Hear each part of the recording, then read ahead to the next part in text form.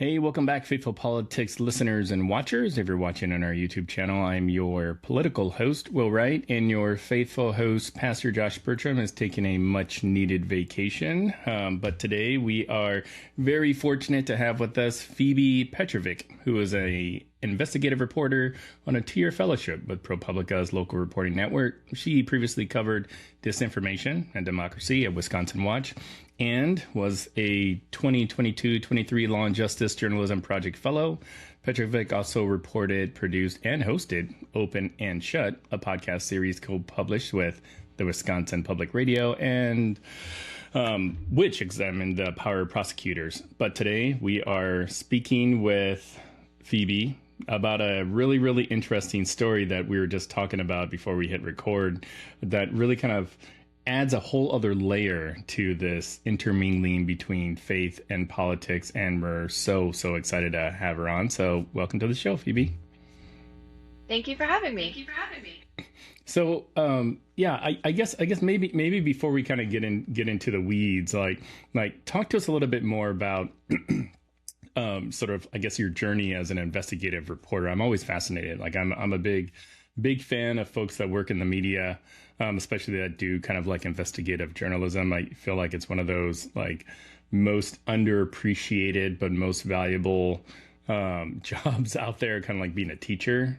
So yeah, tell me about like your road to become an investigative reporter. It's funny. I have a good friend who our paths kind of totally crossed. In college, I very much wanted to be a radio maker, an audio storyteller, and he was like a hard news sort of person. And then at some point we diverged, and now he's a full-time like narrative podcast producer, and I am an investigative reporter and want to do that. So it's kind of funny when we think about that, but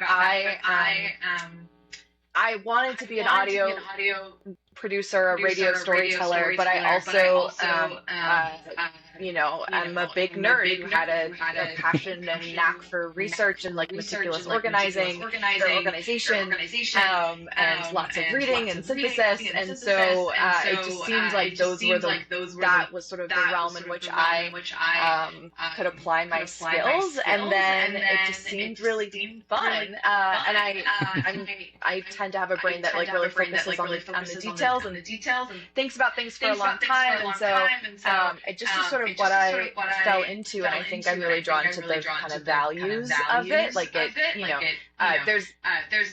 a common set of values among all journalists, but then with investigative reporting particularly, instead of, so I have friends who are daily reporters who they're like, my job is to like chronicle the news of the day and what's happening, so sort of write that first draft of history. And I have the privilege to go a little bit deeper and really think about holding power to account and bringing up things that people in power with vested interest don't want people to know about, and so the commitment to truth and justice and all those good things is embedded into the profession. So that's sort of what drew me to it. I love that, and I love the fact that you're on a fellowship with ProPublica. ProPublica is like one of those publications that I enjoy reading, but like it's one of those like long form type of reporting that like I have to set aside time to like reading their articles because I know it's gonna really exercise my brain, and they're generally pretty long, but they're really thorough. So I love that. What's that like, kind of working alongside ProPublica? It's a dream. It's actually when I was applying for the fellowship and reflecting on how I became a journalist, I realized that I really had like one moment where I went to a talk by a woman who had been featured in a radio program, and she was like a whistleblower at the Federal Reserve, and she she shared her story, and it lots of impact. And I was like, oh, I could do this sort of journalism, but in the radio format that I love. And like, that was the moment for me and made me realize like, this is what I'm going to do. And it's going to be this more investigative bent. And I always remembered that it was a This American Life story, which is true, but it turns out it was a co-production with ProPublica. And so I was like, oh, that's a beautiful kind of full circle moment that it was a ProPublica story that made me want to be an investigative journalist. So it's really a dream to work with them. And it's a totally different caliber of maybe not reporting, but certainly of editing. It's been really fun, intense edits. And you said that, you have to set time aside. The initial draft was like 8,000 words, and we got it down to, I think, 3,500. So there was just like, as long as the final product it was so much longer, and there was so much work put into trying to condense our findings and synthesize them so that people didn't get lost, and people, were able to come away with the real takeaways, because not everyone has the time or the bandwidth or the interest. So true. So yeah, we were fortunate enough to have we had Andy Kroll on the show on a couple of different occasions. One, he was doing a story about Barry Seed, and we talked to him about that. And then when he had his book, I can't remember, something on W Street, but it's all about the Seth Rich Pizzagate conspiracy. Really, really phenomenal book if you haven't read it.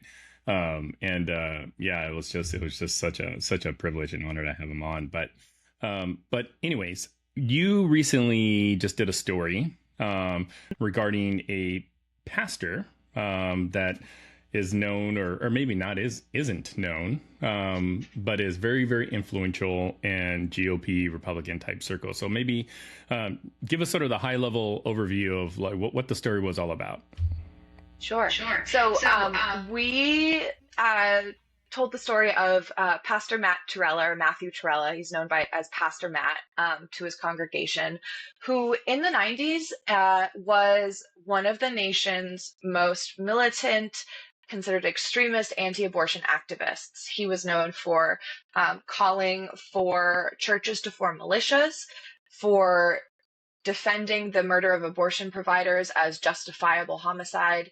And he and his group would blockade clinics. Sometimes they would bring cars to the front of abortion clinics and then chain themselves to the cars so that it would take the fire department sometimes 5-6 hours in order to remove them. And it disrupted, the care going on in the clinic.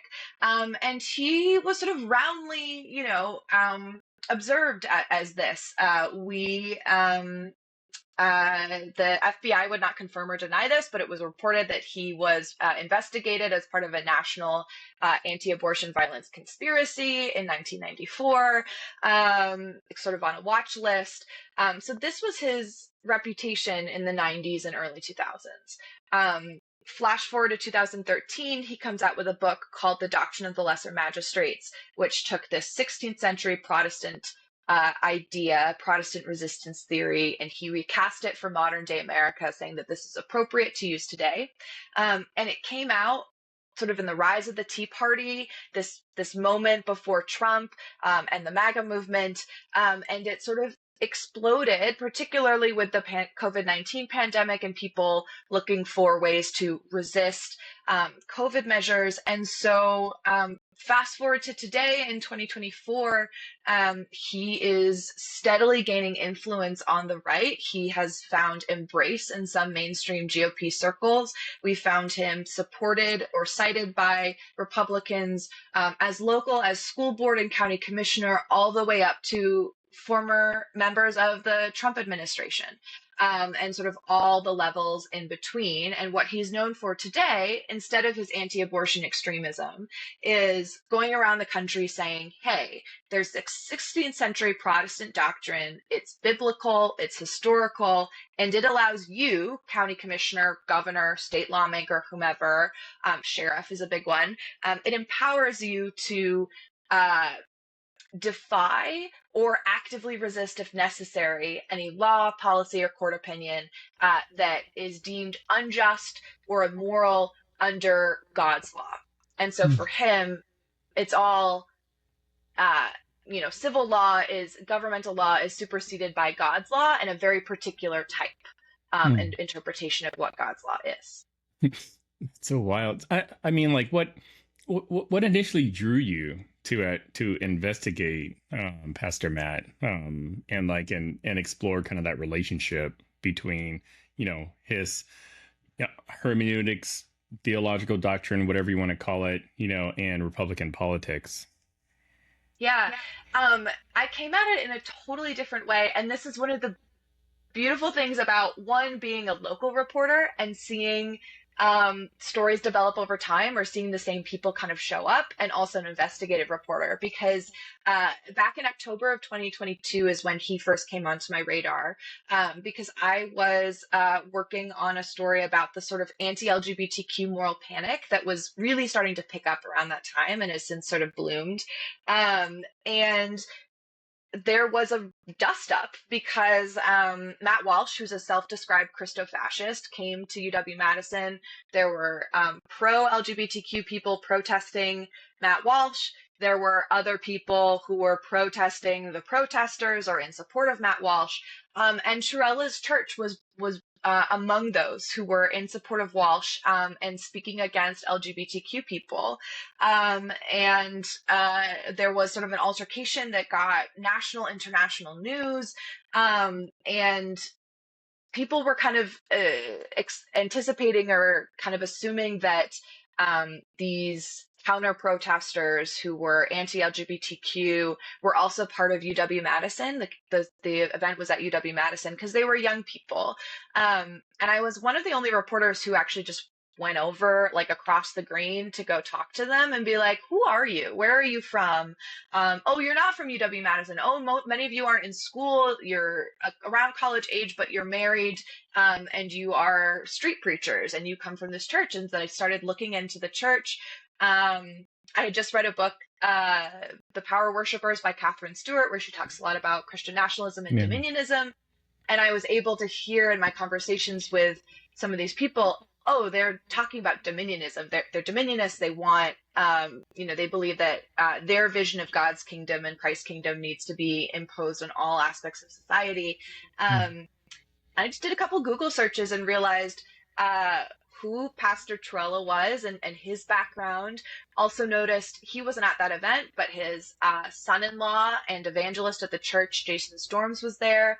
Storms had filmed himself on the scaffolding of the Capitol at January 6th, saying that this was sort of like a second American Revolution. I'm paraphrasing there. I don't remember exactly what it's saying, but I was like, this is really interesting. So kind of paid attention. And then that church got more involved with anti-LGBTQ protesting across the year, including at an event where there were neo-Nazis protesting a pride event. They were there kind of not necessarily aligned with the Nazis, but also were saying anti-LGBTQ things and causing a dust up. And so they kept getting featured in local news, but just as kind of contextless activists, not with sort of this broader thing. And so I really first wanted just people to realize hey, there's this history. This is where it comes from. This is the history of that. And then digging more deeply, my editors were kind of like, okay, why do we care? Why do we care now? And I dug a little deeper and realized, oh, he's having an influence today too. And isn't that so much more interesting given where he came from and this shift where he once was sort of considered a pariah and now is being embraced. And he hasn't changed that much. So what happened in between to allow sort of the right to embrace him in this way now? So that's the long of it.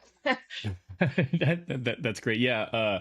Catherine Stewart's pretty amazing. We were lucky to have her on the show at least 3 or 4 times. We actually have her coming back on here in a little while to talk about Project 2025. And her book is great. The Power Worshippers. It's really, really good. I guess what's kind of the reach of Pastor Matt?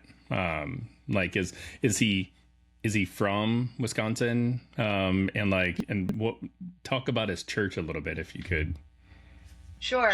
So he was born and raised in Detroit, and he sort of describes his coming of age as one where he was a white minority in a predominantly black space. And there's like in his conversion testimony, there's lots of sort of racial animus where he's viewing himself as sort of an oppressed minority.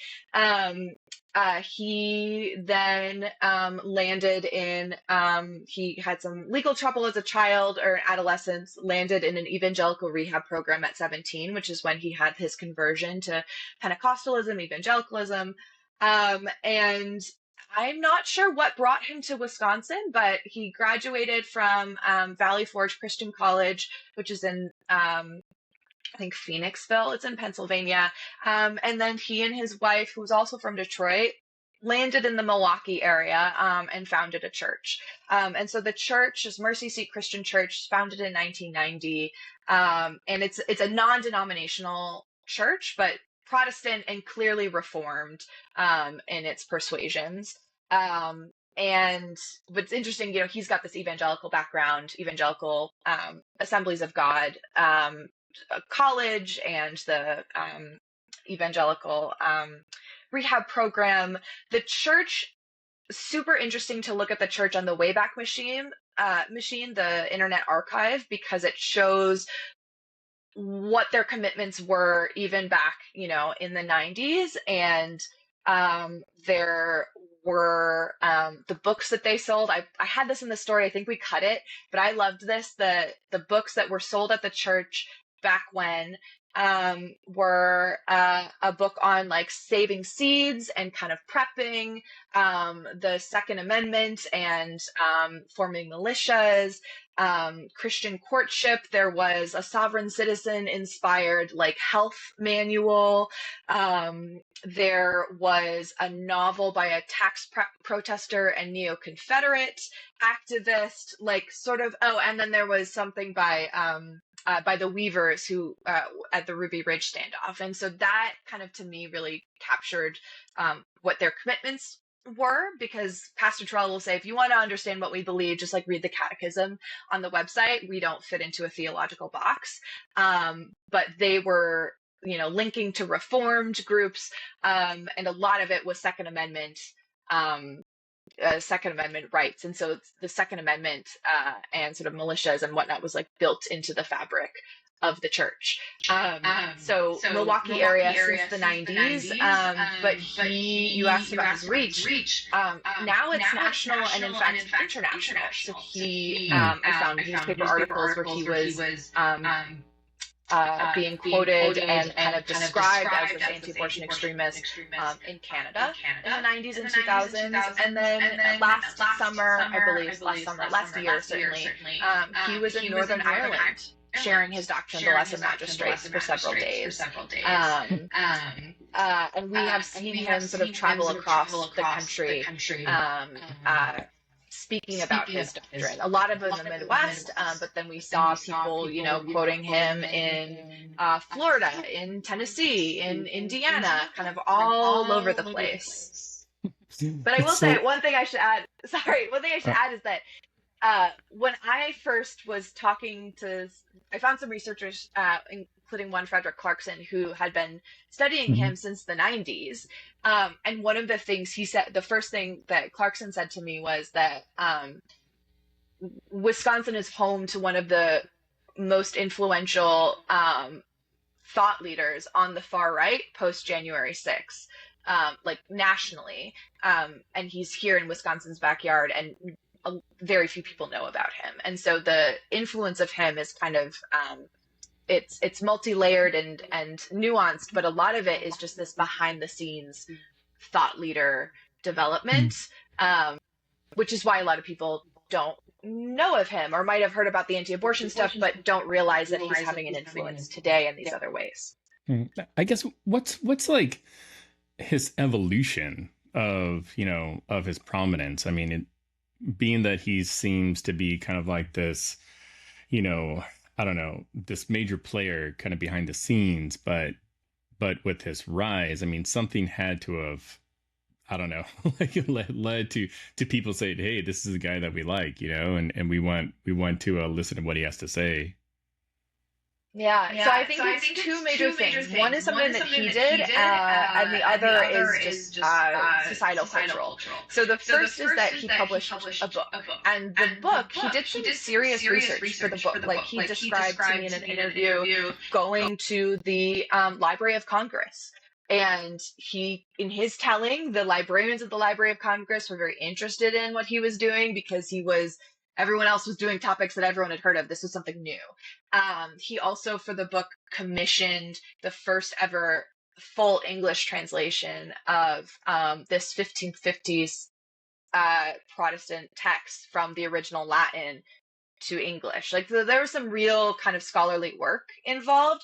And so researchers I've spoken to have described writing a book like this that draws on history in this way, even though academics will say this history is misused or misinterpreted, misapplied.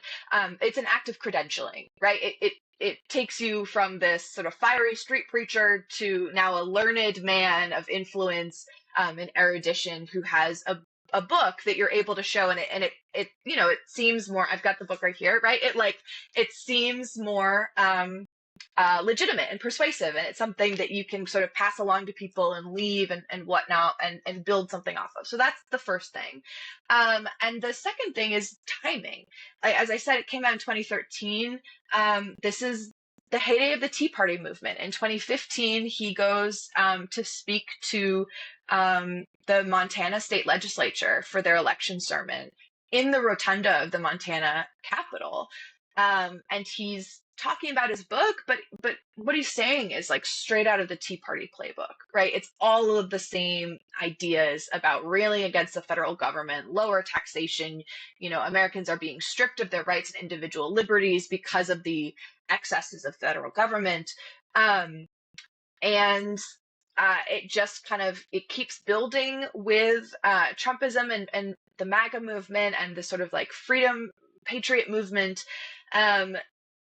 But his profile really exploded with the COVID-19 pandemic. We were able to see, I found data from like podcast websites that track, that aggregate various shows and appearances and whatnot. And we saw his appearances just explode in 2020. So he was like here and there, whatever. And then 2020 pandemic hits, and he's on the scene so much more. And we found Facebook posts where he was saying, in light of the tyrannical acts from the federal government, we are going to double down on our activism and get the word out about the doctrine of the lesser magistrates so much more. And that's in April of 2020. And so this moment happened where people were looking for ways to resist pandemic precautions that people deemed restrictive. And he had answers for them. And he also hustled really hard to make sure that he was out there in public, giving interviews, passing out literature, speaking at events in order to share that message, to provide people with answers. And that's sort of how that happened. And of course, with the rise of the Tea Party movement and MAGA and all of this, one of the underlying themes of what we're speaking about is just the shifting of the Overton window for the right. Like that politics in this nation have moved rightward. I'm putting my hands left, but it should be the other way. But never very good with my left and right directionally. But they moved further right so that this becomes less extreme and more palatable, and it's less on the margins, and it's more kind of closer to what people are receptive to. Interesting. So this book, it's what is it called? The Doctrine of Lesser Magistrates. The Doctrine of the Lesser Magistrates. Got it. So I guess maybe we can start there first. Like, what does the title mean? Yeah, so it's almost an eponymous title. So the Doctrine of the Lesser Magistrates is the title of the book, and this doctrine, this theory that he's talking about. So the Doctrine of the Lesser Magistrates, in Trewhella's definition, is that any government official has a God-given right and duty to defy law, policy, or court opinion deemed unjust or immoral under the law of God.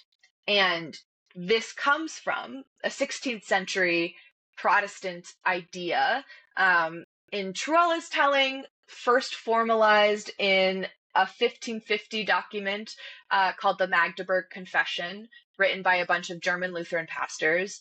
Other academics will say maybe it came from other places, but this is a genuine area of what scholars call Protestant resistance theory. And what it is like Protestants in the Protestant Reformation trying to decide, when is it okay to disobey authority and stand up for our convictions? So this is a time of religious war and oppression. So Protestants and Catholics sort of slaughtering each other, right? And government, church and state much more closely intertwined. And for years before that, the prevailing notion was, okay, Romans 13 says you have to obey, governmental authority. Like you have to obey it. And so the Doctrine of the Lesser Magistrates comes out of this time of them saying, okay, well, circumstances have sort of changed. This doesn't seem tenable. When is it okay to resist? Is it okay to actively resist? Is it okay to possibly kill the king if he's asking us to, do things that are contrary to what God wants? And so people are really wrestling with this. I've spoken to scholars who have studied this throughout time, and they say this is like a legitimate, it's called Protestant resistance theory. And it was highly contested and complicated, and that Trewhella, he's drawing on something real, but that he vastly oversimplifies it to say this is the one thing that everyone has agreed on all throughout time. His definition is super simplistic and prescriptive. And the scholars I speak to will be like, well, to call it a doctrine is simplistic because that seems to, indicate that everyone has agreed on these tenets. And it was totally contested. But that's what he's drawing on, and that's what he's telling the world is like simple thing, that you can use. And the thing that's interesting to me when people talk about it, when government officials talk about it or party officials, they sometimes will lose Trewhella will sometimes drop the God's law, and it's just you have the ability to defy or actively resist something that's unjust or immoral. And so then you're allowed to sort of fill in the blanks of what that standard is. And like, oh, unjust or immoral, maybe that means unconstitutional. So if something's unconstitutional, maybe we shouldn't defy that. And like, that seems right? We're following the Constitution. But for him, it's God's law is the objective standard. The laws of the nation should reflect and mirror the laws of God. And of course, it's his very particular view of God's law that means very particular things for women, for people of color, for LGBTQ people. And it's a very narrow, specific worldview that then gets sort of disseminated amongst the masses. Yeah. Have you ever read Andrew Seidel's book, American Crusader? That's like the one. I haven't read his book, no. But it's on my list. It's pretty amazing. So like, as you were talking about, this sort of God's law superseding, man's law, so to speak. I mean, his book really kind of goes into really, really great detail about all these different cases where, say like a woman is, gets caught speeding and she tells the officer, God told me I needed to drive really, really fast or something. And as a result, like, there's this like church state thing, like can the law prosecute somebody that, is using some divine, providence or something to justify behavior that is illegal in man's law. And the entire book is just littered with examples like that. And it'd be super interesting to have you read it and hear what you think about it, because it totally applies right now, like with what you're saying. But I'm curious, like, about so Trewhella's like he's obviously a person that has deep religious convictions, and you know, it seems as if his infiltration into kind of the political world, will have, or is already having, some level of influence. So I'd love to kind of get your thoughts about, is that influence actually yielding, certain results that benefit both, the religious community and or like the Republicans as a whole? Yeah, yeah, it's interesting. I don't know how to. Well, I will say just, and I know we're simplifying, just talking off the cuff, but the religious community, I'm like, what does that mean? There's so many. I mean, that's sort of the whole thing with it, right? Is like when he says, well, this is what God's law said. I'm like, but who's right? And this is a pluralistic, multi-faith, But so I will say, so he has had various successes, political or legislative, that advance his aims. And for him, religion and politics are very intertwined, right? Like it seems that all he does is driven by his beliefs and his conception of what is right, and what is righteous. And so the successes he has fit that, like they're in harmony. And so we found that he's very interested, I should say, at the local level. He does not identify as a Christian Reconstructionist, but he's clearly drawing on them, and scholars say, he's clearly influenced by their ideas, and they consider the county the most biblical form of government. So he's super focused on the county and the local level.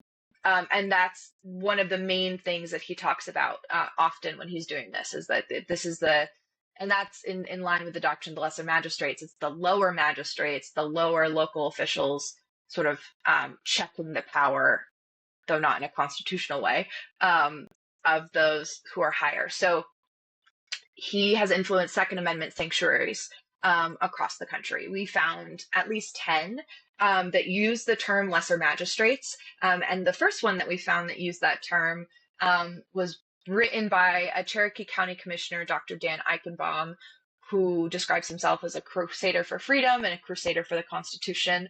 Eichenbaum said that reading Trewhella's book was a turning point for him in his governance, and that it taught him how to be the quote-unquote big brother that his constituents needed him to be. And so after he reads the book, he writes the Second Amendment Sanctuary Resolution. Wasn't the first in the country. It comes out in 2019. But his version, that's sort of riding this national wave, is influenced by Trewhella's book and cites it in the document itself, saying that lesser magistrates have this authority, and have a duty to enact it on behalf of the people. And then in his telling, and then corroborated by our reporting, his version of the resolution gets copied in county over county in various states, so up to 10. So that's one area. And these are, mostly symbolic until the rubber hits the road, and we'll see what happens. We found that Andy Ogles, who was then the mayor of Maury County, Tennessee, I might be butchering that pronunciation, invoked the doctrine when he took measures to allow unvaccinated healthcare workers to keep their jobs, and there was some federal Medicaid CMS ruling that said that if you're unvaccinated, you can't keep your job, and he explicitly invoked the doctrine of the lesser magistrates when he took that step. We also found, as another example, that the Missouri Senator Mike Moon had a website back in 2017 or so that was covered with Trewhella language and iconography, links to his website, his logos, a whole thing about the doctrine of the lesser magistrates and what you're called to do as a legislator. And he has introduced a couple of things that have not been successful, but are clearly in that spirit. One is the Second Amendment law, I believe. The other one was a bill that would have completely abolished abortion. And this was when Roe versus Wade was still the law of the land. And it said basically, screw what the Supreme Court says. We're going to introduce this bill that is superseding the authority of the Supreme Court. So clearly influenced by Trewhella. They have spoken together. They've had conferences together and whatnot. And then the other thing that I always like to bring up as an interesting example of spread and influence. So this is not Trewhella himself. This is someone taking up the mantle and being inspired by the sort of thought work that he's putting out there. There's a prominent activist who promotes sort of baseless, debunked election conspiracies, claiming the 2020 election was stolen. He's gone on a nationwide tour, 29 states, I believe, 55 stops, where he says that the voting machines are inherently rigged and untrustworthy, and that local officials should refuse to certify results or refuse to use the machines. And the jump is that he says that this is all based on the Doctrine of the Lesser Magistrates and Trewhella's book, and that this should empower these local officials to do this. So that's an example of where someone else is taking this up and using it to other ends that certainly benefit a faction of the right, if not the Republican Party, although it's been folks on the Republican Party who have been the ones claiming that the election was stolen, which there's no evidence of that. So yeah. It's so wild. So like, is he still preaching? And if so, like, what's the general disposition of like his congregation? I mean, are they? I mean, in a time where it seems like church attendance is low, and pastors are becoming more political, I'm thinking like the Robert Jeffersons of the world. Like, what's his congregation like? Yeah. So I will preface this by saying that I have never attended a church event in person. And there's a couple of reasons for that. One is that, so I have to wear a mask. I have to wear a respirator inside public places because I'm high risk for COVID complications. My partner is immunocompromised and disabled. And Trewhella is virulently anti-mask and has said something to the effect that people who wear masks are perpetuating a great evil. And so there's some real like hostility there, and perhaps some safety concerns, right? We didn't want to like, it would have, I'm not able to just sort of like be a fly on the wall and observe in a way that wouldn't draw attention and maybe kind of disrupt the flow of things. That said, his congregation, from what I can tell, especially from going to events, a big contingent is his family. So he's got a huge family, upwards of 30 grandchildren. I don't know the exact number. And they tend to, he's got 11 children, they tend to marry young and have lots of children, and that's part of sort of their faith and being sort of godly citizens. It seems that people are really behind him. The people who go really love him. I've spoken to folks who, this is secondhand, but have said, I know people who went to the church and it wasn't for them. The church is quite sort of extreme. One thing we talk about in the book, in the story, is that he tempers his message and his presentation depending on what audience he's speaking to. So when he's speaking to Republican parties or lawmakers, he's very calm, he's very congenial, he's cracking jokes, he's very erudite, and then he's quite fire and brimstone and yells in his church services.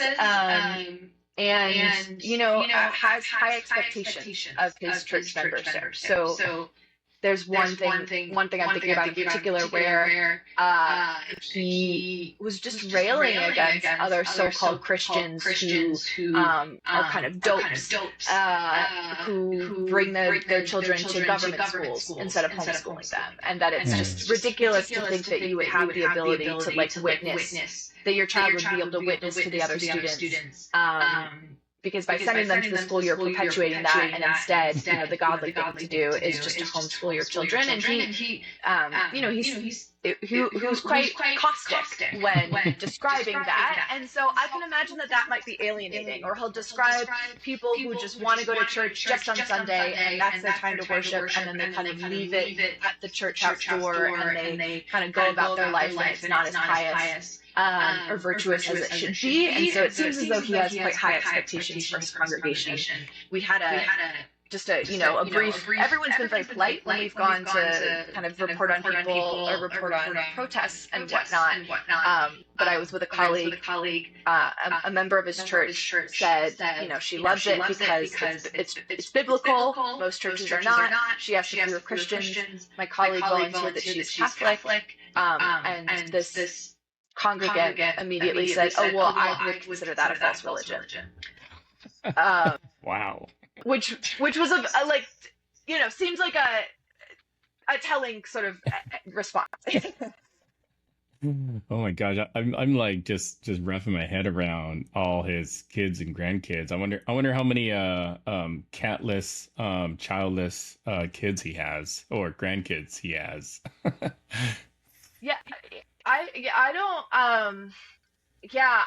I'm not sure. I'm very interested in that dynamic, but it's not part of it hasn't been part of the reporting. I'm hoping people will want to perhaps speak to me about that. But it is interesting that, so he talks a lot about this on social media and in his sermons about, so he's had 11 children. If all of his children have 10 or 11 children, you do the math, eventually he'll be able to develop a nation, and he'll hearken that to figures in the Bible who are able to sort of populate entire nations based on their progeny.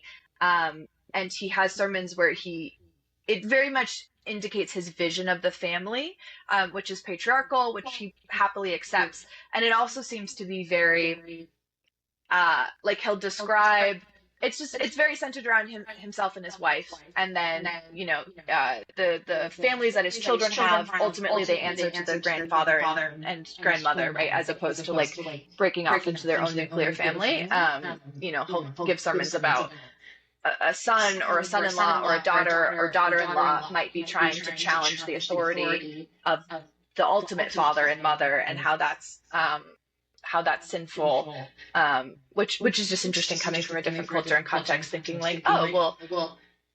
but if they're adults in their own right and have their own children, maybe, anyway, it's a whole other tangent. But yeah. You mentioned earlier, sort of like this connection to dominionism, and I would love for you to kind of elaborate. I mean, we've covered, discussed dominionism, and even more broadly, like the Seven Mountain Mandate or the seven spheres of influence. Had Matthew Taylor, Andre Gagné, like some of the, leading voices on this. So can you talk a little bit more about how does the Doctrine of Lesser Magistrates connect or relate to dominionism? Yeah, so I think where it intersects is that one, it's context. It comes from a history, or it comes from a time where church and state were intertwined, and there wasn't quite the separation, and so it made more sense that what God's law would affect what the sort of quote unquote civil law is, and I think dominionism is theocratic, right? Theocracy in a particular sense of the word, and that we tend to think of it as this is the laws of the government being influenced by the laws of the Bible or religion or whatever, and in that sense of dominionism and the Doctrine of the Lesser Magistrates, they're both theocratic, that God's law or this religious precept should govern and define what's happening in the government, which in the United States of America should be a secular, pluralistic, multicultural society. So Trewhella had this conference that's online, all of these talks branded as sort of TED Talk style missives, where it's called County Before Country, and the tagline for that is expanding God's kingdom through Christian localism. Which I think gives away the game pretty clearly. The idea is to expand their vision of what God's kingdom is on all of society, but first off by these discrete sort of pockets of governance, the county. And yeah, for him, there's no separation between the Constitution and the Bible, or his vision of what the Bible is. I asked him about, like, well, what do you do with the Establishment Clause or the separation between church and state? And he's like, oh, those aren't really real, right? Like the Establishment Clause, there's a different, they'll say things, he and others will say things like, well, that relates to like an established church, like the Church of the Crown or the Kingdom of Great Britain, but, obviously Christian values, or my version of Christian values, should influence and prescribe what the laws are. I'm really long-winded answer, I apologize, but it's one and the same. It can be used as a tool of dominionism or of theocracy, certainly. And that was one of the things we were hoping to illustrate with the story, because of the way Trewhella will use the American context and like American revolutionary history to justify using the doctrine of the Lesser Magistrates. He'll paint it in sort of this cloak of patriotism and almost secularism, or like the civil religion of like the myth of the American founding, and will say this is totally valid to use today, but where it comes from, where Trewhella wants to bring it, is entirely theocratic. And so it's unclear to me how many people who are using this when they are county commissioners, or like Andy Ogles, for example, in Tennessee, now congressman, how aware they are that this is a tool of theocracy and that this is a religious rule, or religious idea. It's not entirely clear. So part of the hope of the story was connecting those dots for people. It's like, okay, well, when you're using this isn't just something that you're using from American history that's like a constitutional tool. This is a very particular religious tool that has a religious worldview attached to it, that we should think about whether or not that is appropriate for use in a multicultural, multi-faith, pluralistic, but ultimately secular democracy, constitutional republic. Oh, so wild. The you mentioned that the doctrine is sort of largely based on some 16th century understanding of biblical, I don't know, subservience. Maybe that's not the right word, but just some sort of 16th century doctrine that he's sort of extrapolating, creating this book, trying to press it upon sort of Western culture. Like, does Trewhella have like any historical figures that he also kind of looks upon, that kind of helps guide or shape his outlook of pluralism, politics, like obedience, stuff like that? Yeah, so I would say that often in his sermons and in his writings to more sort of specialized audiences, he will talk about other sort of religious figures or thinkers. Certainly he'll talk about Calvin and Luther and John Salisbury or of Salisbury and John Panay and all these other people. But in his book and in his more in his talks to more generalized audiences, county commissioners, county Republican parties and whatnot, he'll draw on the American founding, and he'll say that this is something that the framers themselves used, and he'll specifically talk about James Madison, Thomas Jefferson, Patrick Henry, and I talked to half a dozen scholars about this, and I took great pains to ensure that half of the scholars that I spoke to were self-identified conservative Christians, and also academics, so that they couldn't just be dismissed reflexively as secular leftists who were disagreeing because they disagreed with his political ends. So they share some of the same commitments or ideals, and all but one across the board of these half a dozen said, Trewhella's historical claims are baseless and without evidence. So, 6 out of the 7 people that we spoke to. So, for example, he will talk about the Kentucky and Virginia resolutions that Madison and Jefferson wrote. And the scholars I spoke to were like, they're saying different things with this. And, maybe some of that was, he'll quote other things like that was before the Constitution was established, right? Like, we'll talk about the Declaration of Independence, which is an important founding document, but it's before the constitutional regime. And so it's part of our history, but it's not part of like the legal structure that we use to govern our society today. So that's one of the big things. He'll use kind of those archetypes, and he'll say, they talked about it, but they talked about it as nullification or interposition. There's no evidence that they were drawing on specifically the Doctrine of the Lesser Magistrates in that, although they surely would have been well read, might have been familiar with it. I spoke to someone, again, conservative Christian scholar, who said, he claimed to have read every single sermon that is documented from like this revolutionary era of ministers from that time period. He's like, I didn't find anyone citing this. And you would think that, that someone at the time would have mentioned it in a sermon if it was relevant, and it just didn't come up. One of the other things that I find really interesting that was a section of the story, and it just editors felt like it was too much of a departure, and it wasn't able to summarize it in an elegant and succinct way, is that this use of nullification and interposition in that particular history in the U.S. So Trewhella will say, nullification and interposition, that's the Doctrine of the Lesser Magistrates, and that's where it is in history. He'll often talk about Wisconsin's defiance of the Fugitive Slave Act as an example of the Doctrine of the Lesser Magistrates, saying that this is something that's righteous and appropriate and morally good.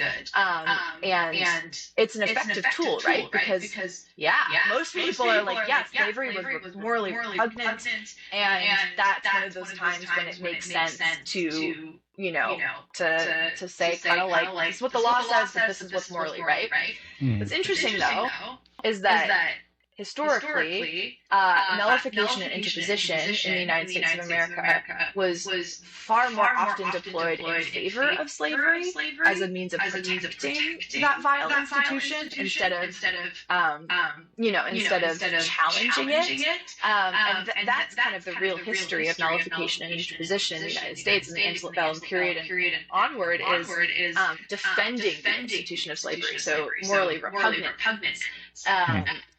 But he'll focus on the one time where it was used for something that modern day folks would say, well, that's that's morally defensible.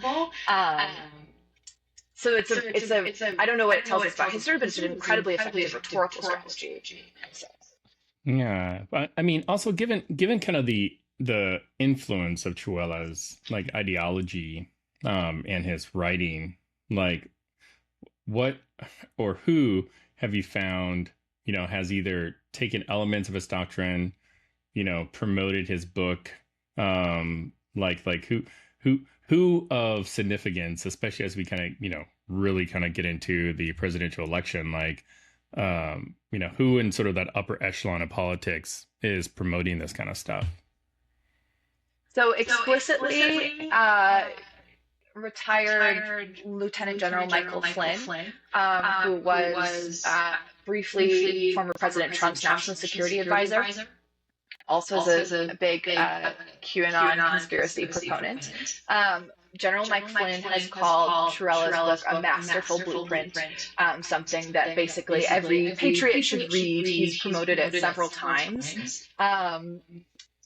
Another one is Jenna Ellis, who was a member of Trump's 2020 campaign team, facing, I think she pleaded guilty, I'm not sure, but she, got into legal trouble for attempting to overturn the 2020 election.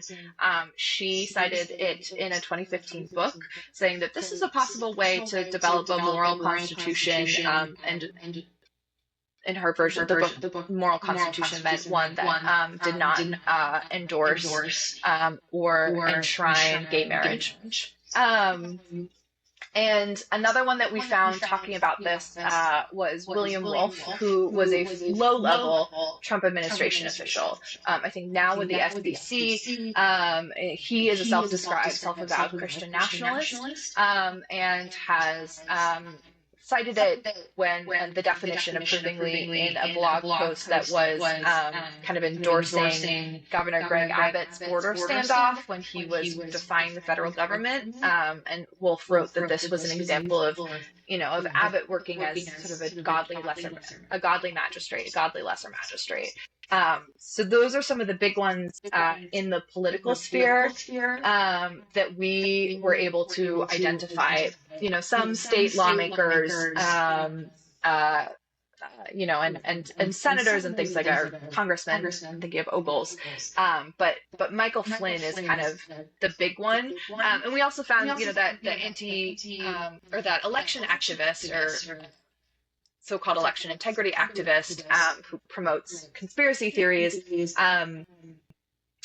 This Greater Magistrates tour that he had across the country. At one point, Steve Bannon and Mike Lindell made an appearance at that event. I was able to speak with Mike Lindell by phone, and he's like, I don't know what the Lesser Magistrates is. I just went up. I just did my thing, But so, not to say that they are promoters of this idea, but they're in the same circles, right? They were appearing at events that were explicitly based on, or at an event that was explicitly based on this idea. Oh, that's so wild. And I was thinking earlier when you were talking about the dominionism aspect is like that's something that is widely promoted, by folks like Lance Wallnau, Charlie Kirk, about getting folks activated at the local level, be on school boards or to whatever, so that way they can kind of see the fruition of this dominionism, in all the sectors, like the media, the entertainment, government, stuff like that. So I'd love to kind of get your thoughts or opinion about like what are you looking for, as far as this doctrine, this ideology making its way in a much greater capacity in this election. Like what are some of the things that you're looking for to kind of see if this influence is spreading or not? So the thing that I'm most likely focused on leading up to 2024 is if this Greater Magistrates tour is successful in having an effect on delaying or withholding certification of votes. So that's kind of the biggest thing for me right now is will there be a demonstrable effect at disrupting the 2024 election? And will anyone be saying specifically, this is my duty as a lesser magistrate, I'm called to act in this way. I think because that in the next few months is the where I can foresee it being most disruptive and perhaps damaging to our democracy. But I'm interested for wherever it shows up, because it's just it addresses it kind of latches on to so many different realms or contentions in this sort of period. So I mentioned the county before country talks before, and just to give an example of these spheres or dominionism, right? Like they're talking about homeschooling and abolishing the government schools. They're talking about food security and developing sort of like Christian economies. They're talking about creating Christian medical structures, and so it's really kind of like these are all of the spheres. Can we set up our sort of our own kind of separate, theologically driven or religiously driven, alternative societies that are kind of separate and are governed by this worldview. And so I'd be particularly interested in what's happening in that in that medical sphere. What does that look like? What effects does that have on the people, patients who go there, especially children who might not have a choice where their parents send them to get medical attention, and what is the quality of that care? But certainly in the next in the next few months, it's what effect does this have on the election? So no talk so far about Pastor becoming a spiritual advisor to Donald Trump or anything? I haven't seen anything like that. No, no connection to Trump beyond, people sort of in his orbit. And in fact, one of the things that's interesting to me about Trewhella is that he, some members of his family are unsure whether they're going to vote for Trump because he's insufficiently dogmatic or insufficiently committed to abortion abolitionism and to anti-LGBTQ issues. And so, he would not consider himself a partisan. I don't know if he voted for Trump. I know that he's always been, committed at this local level and saying, forget about the national level, focus on the local level, because that's where you can have impact. And so that's one of the things that I have wanted to impart upon people reading this. And just in general, right? People are like, okay, we got to focus on the 2024 election. That's the big one. Some people on the left will say, well, if the left manages to win the election, then the threat of theocracy, Christian nationalism, authoritarianism has disappeared. And that's just not true. One, it'll just move back to the 2028 election. But also, there's a ground game at the local level to continue to pay attention to. And so I think that's where I'm going to be trying to, keep my focus, because that stuff can kind of be overlooked. That's awesome. Well, thank you so much, Phoebe. How can people follow you, read your work, just, get into what it is you're doing? Yeah. They can subscribe to our various newsletters at wisconsinwatch.org. That's wisconsinwatch.org. That's my main home, my newsroom and outlet. I'll have more stories for the next year and a half now. Everything I report will be published by ProPublica as well. So ProPublica.org, both great nonprofit, nonpartisan, independent news outlets. So that's the best place to reach me and find my work. And I also, regrettably, am on Twitter, and I'm trying to be on it less. But that's just my name, at Phoebe Petrovic. Got it. Awesome. Well, thank you so much. This has been a really, really good conversation, and I've learned so much. And just thank you for just the work that you're doing.